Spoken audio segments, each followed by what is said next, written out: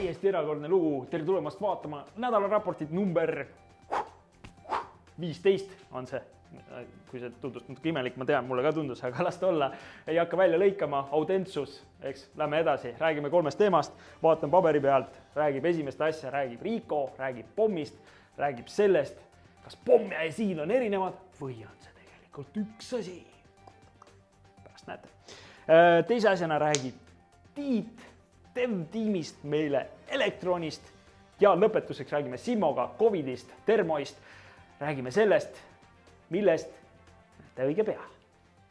Esimene teemaks siis Rico, nagu öeldud, räägib sellest, kuidas pomm ja esiil kokku võiksid ühenduda või on nad erinevad asjad ja sõna läheb üle Ricole.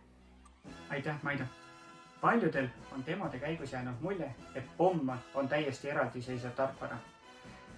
Irja Lutsar on kord öelnud televisioonis, et kommunikatsioon saab alati olla parem. Parandan siin selle vea ja ütlen, et esiil ja pomm on täiesti üks tarkvara. Pommi näitame me sellepärast teile, et andmete sisestamisest saab kõik alguse.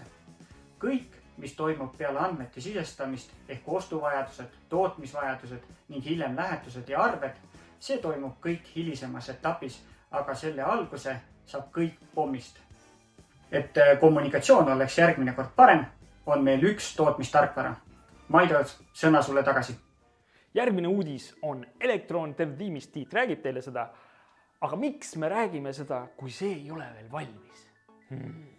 Väga huvitav küsimus. Mulle üks klient ütles ükskord niimoodi, et Maido, see ei ole probleem, et te teete uuendusi.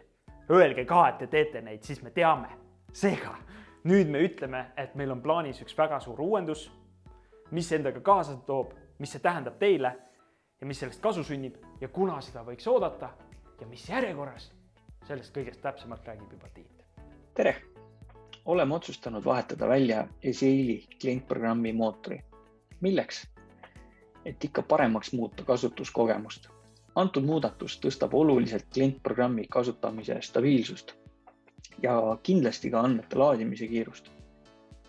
Järgnevalt toon välja mõned uuendused, mida elektronile kolimine endaga kaasa toob. Esiteks, klientprogrammi automaatsed uuendused. Varasemalt puudus meil täielikult selline võimalus. Peale elektroni platvormile kolimist annab programm ise teada, kui mõni uuendus on saadaval. Teiseks, programmi sisselogimine muutub e-maili põhiseks. Praegused kasutajad saavad edaspidi sisse logida enda e-maili aadressiga. Lisandub ka paar väiksemat funktsionaalsust, nagu näiteks sisselogimisel e-maili aadressi meelde jätmine ja ka üldiselt sisselogimise andmete meelde jätmine, et ei peaks iga korda autentimise andmeid sisestama. Lähinädalatel võtame teiega kindlasti ühendust ning kirjeldame, kuidas uuendamise protsess välja näeb. Ja 3. teema on loomulikult välkintervjuu otsetootmisest Simmoga, küll Zoomi vahendusel. Simmo on Termoi CEO antud hetkel. Neil on tehaseid üle Eesti, isegi üle Euroopa, oma nišist number 1. Nii et väga huvitav ja räägime Simmoga sellest, kuidas nemad on suutnud uute tehasesse paigaldada seadmeid Covidi ajal, kui spetsialiste selleks Eestist ei ole võtta ja reisimine on natukene keelatud. Aga masinad peavad üles saama, tootmine peab toimima ja asjad peavad juhtuma. Kuidas nad seda tegid?